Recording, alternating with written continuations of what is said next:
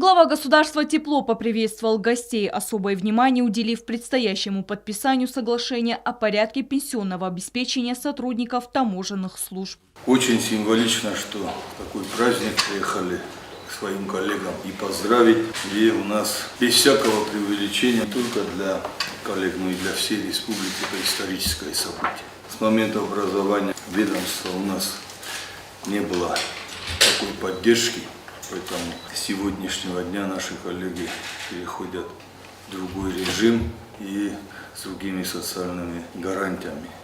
Все понимают, насколько это значимо и для ветеранов, и для работников таможенной службы. Поэтому хочу выразить вам, всему руководству Федеральной таможенной службы во главе с уважаемым Валерием Ивановичем, огромные слова благодарности за поддержку. Была проведена огромная работа, и сегодня мы видим результат. В свою очередь Татьяна Меркушова поздравила сотрудников таможенной службы Южной Осетии со значимой датой. Мы будем развиваться во всех направлениях таможенного администрирования, подчеркнула Меркушова, касаясь вопроса подписания соглашения. С днем работника таможенной службы Южной Осетии.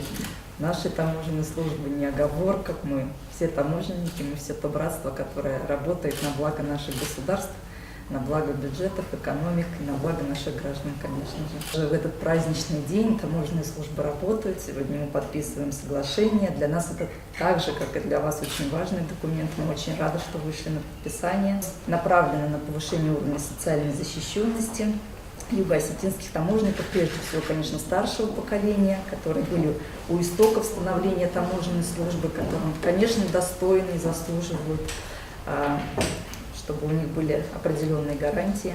Алан Гаглоев отметил высокий уровень взаимодействия таможенных органов Южной Осетии и Российской Федерации и выразил уверенность на дальнейшее плодотворное сотрудничество.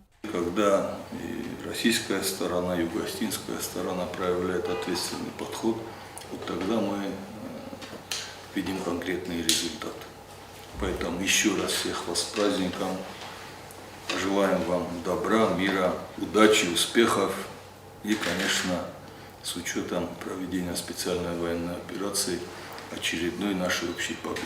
Татьяна Меркушова заверила, российские коллеги впредь готовы оказывать содействие в вопросах совершенствования работы таможенного комитета и укреплять сотрудничество. Стелла Бязарова, Аида Кочиева, Алим Бетеев, Зарема Арсоева. Информационный выпуск сегодня.